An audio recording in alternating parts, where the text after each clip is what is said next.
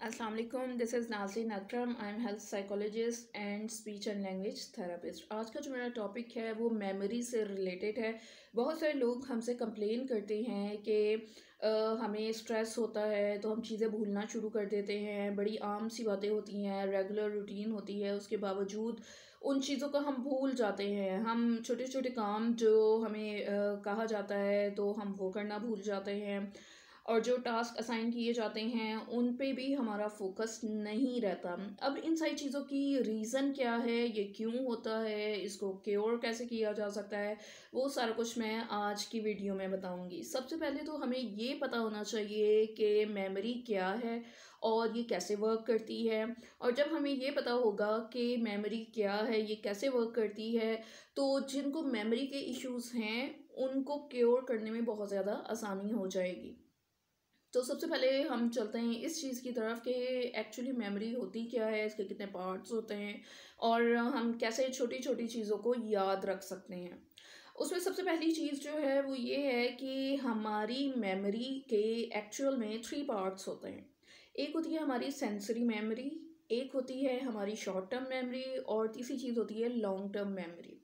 सबसे पहली चीज़ जो होती है सेंसरी मेमोरी में एक्चुअली होता क्या है कि हम बहुत ज़्यादा तादाद में जो है, बहुत ज़्यादा क्वांटिटी में इंफॉर्मेशन गेन करते हैं, but only for few seconds. यानी कि बहुत फ्यू सेकंड्स की ये इंफॉर्मेशन होती है, लेकिन बहुत ज़्यादा वास्ट होती है। तो आप यूँ कह लें कि हम थोड़े से अरसे के लिए बहुत ज़्यादा इंफॉर्मेशन जो है उसको गेन कर लेते हैं बाय विजुअलाइजेशन।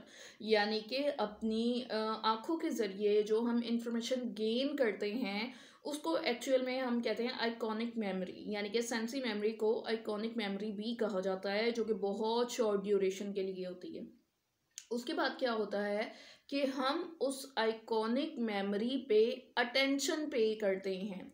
जब हम अटेंशन पे करते हैं तो आइकॉनिक मेमोरी में से कुछ सिलेक्टिव चीज़ें जो कि हमारे मतलब की होती हैं, जिनको हम याद रखना चाहते हैं, वो हमारी शॉर्ट टर्म मेमोरी का हिस्सा बन जाती है। यानी कि आप कह सकते हैं कि शॉर्ट टर्म मेमोरी में जो हमारी इंफॉर्मेशन जाती है वो भी वैसे तो बहुत ही कम अरसे के लिए जाती है, लेकिन वो बहुत सिलेक्टिव होती है। और वो सिलेक्टिव क्यों होती है? क्योंकि आइकॉनिक मेमोरी में जितनी चीज़ें जाती हैं उस पर हम अटेंशन पे करते हैं, तो फिर वो चीज़ें हमारी शॉर्ट टर्म मेमोरी का हिस्सा बन जाती हैं। और शॉर्ट टर्म मेमोरी में भी जो चीज़ें मौजूद होती हैं, जो जिन चीज़ों को हमने याद रखना होता है उनको हम रिहर्स करते हैं, बार बार रिकॉल करते हैं, बार बार याद करते हैं, ताकि शॉर्ट टर्म मेमोरी में जो भी चीज़ें हैं वो हमारी लॉन्ग टर्म मेमोरी का हिस्सा बन जाएं।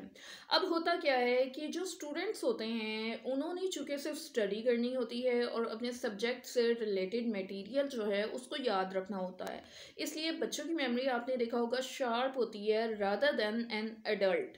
एक एडल्ट की जो मेमोरी है, और with the passage of time लोगों को जो है वो मेमोरी इश्यूज होना शुरू हो जाते हैं, वो इसी वजह से क्योंकि जैसे जैसे हमारा एक्सपोजर स्टडीज़ के साथ जॉब पे होता है, जॉब के साथ साथ बिजनेस पे होता है, लोगों के साथ हमारा एक्सपोजर बढ़ता है, और एक्सपोजर बढ़ते बढ़ते बहुत ज़्यादा इंफॉर्मेशन की जो कलेक्शन है वो हमारे माइंड में स्टोर होना शुरू हो जाती है। अब आप देखें कि अगर एक रूम है और उसमें आप ज़रूरत से ज़्यादा सामान रख देते हैं, तो एट द एंड आपको कोई भी चीज़ ढूंढने में बहुत ज़्यादा मुश्किल पेश आती है। इसी तरीके से हमारे दिमाग का भी स्टोर रूम है, और उस स्टोर रूम में जब भी ज़रूरत से ज़्यादा सामान मौजूद हो या ज़रूरत से ज़्यादा इन्फॉर्मेशन मौजूद हो, तो हमें उस इन्फॉर्मेशन को रिकॉल करने में या रिट्रीव करने में बहुत ज़्यादा मसले मसाइल का सामना करना पड़ता है। और उसमें से होता क्या है कि बहुत सारी ऐसी इन्फॉर्मेशन होती है जिस पे हम फोकस ही नहीं करते, जिसको हम रिहर्स नहीं करते।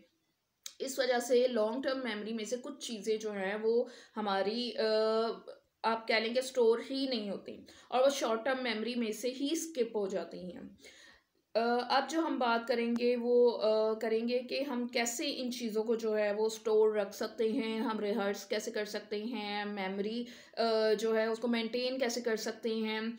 जो चीज़ें, सबसे पहली चीज़ तो है कि हमारी प्रायोरिटी लेवल आपका जिस भी काम के लिए होगा उस काम को आप खुद ज़रूर करेंगे। क्यों? क्योंकि उसके लिए आपकी मोटिवेशन जो है वो बहुत सस्टेन होती है, आप पैशनेट होते हैं उसको काम को करने के लिए। इसलिए जो काम आप करना चाहते हैं उसको पहले नंबर पे रखें, ताकि उस काम को करने में आपको कोई भी मुश्किल पेश ना आए। सेकंड थिंग, मेमोरी के लिए आपको चाहिए कि चीज़ों को, जो काम आपने करना है उसको लोकेशन के साथ या उस कॉन्टेक्स्ट के साथ अटैच कर दें। यानी कि जैसे आपने अगर कोई काम करना है, उसके लिए आपको मार्केट जाना है, तो आप उस ऑब्जेक्ट का नेम और मार्केट, ठीक है, इसको आपस में एसोसिएट कर दें या उस जगह को थोड़ा सा मेमोराइज कर लें। जब आप ये करेंगे तो इसको हम कहते हैं सेंटर ऑफ लोकेशन। ठीक है, जब आप लोकेशन को मेमोराइज कर लेंगे तो आपको ऑब्जेक्ट भी नहीं भूलेगा। तीसरी चीज़ है चंकिंग।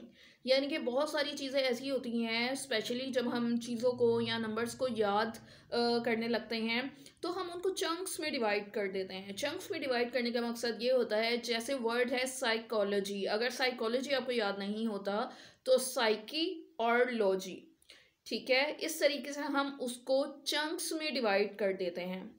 फिर आ जाते हैं नेमोनिक्स। नेमोनिक्स क्या होते हैं? ये एक ऐसी टेक्निक है जिसमें हम कोई भी चीज़ को, जैसे बच्चे पीरियोडिक टेबल जो केमिस्ट्री में हम अक्सर पढ़ते हैं, उसके फर्स्ट वर्ड या अल्फ़ाबेट या जो भी लेटर या नंबर्स होते हैं उसको हम रिमाइंड कर लेते हैं अपने माइंड में और उनका पूरा एक चंक बना लेते हैं, उसकी पूरी एक स्ट्रिप सी बना लेते हैं और वो चीज़ फिर हमें चीज़ों को याद रखने में हेल्पफुल होती है।